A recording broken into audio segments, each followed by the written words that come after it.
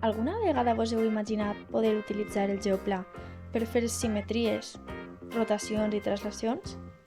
Si encara no ho cregueu, acompanyeu-nos en aquesta proposta. I comencem creant un triangle, en el qual un eix de simetria és una línia imaginària que divideix l'objecte en dues meitats iguals. Aquesta figura, el rectangle, per exemple, en té molts eixos de simetria.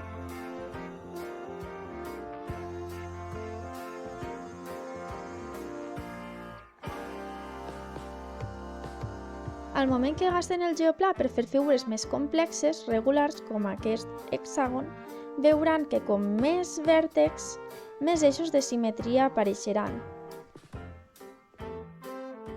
I de nou, fem una altra figura. Aquesta és irregular i, per tant, asimètrica. No trobarem cap eix de simetria.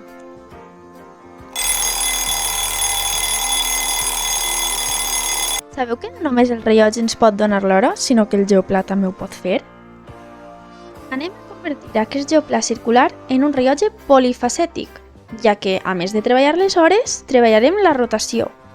Xiquets i xiquetes, quin angle es forma quan el rellotge marca les 3 del migdia?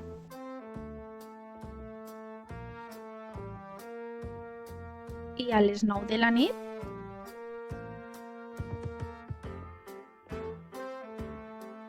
Les 6. Quin angle es forma en aquest cas? I vos preguntareu, quin angle formarem quan el rellotge marque les 12?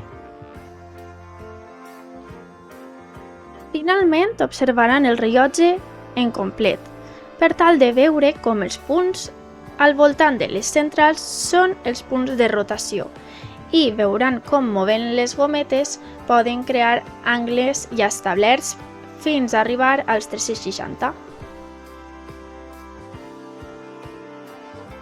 De nou, partim del geoplà per a traslladar aquest quadrat 3 posicions amunt a la dreta.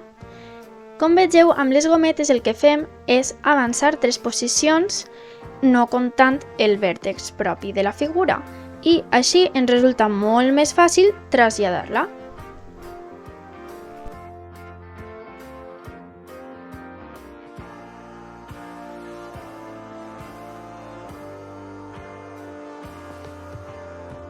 I amb un triangle així, per exemple, passarà just el mateix.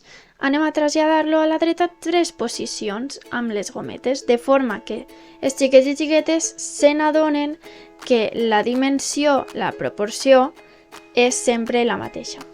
Els nens i nenes d'educació primària podrien fer també les seues pròpies figures, ja foren regulars o irregulars.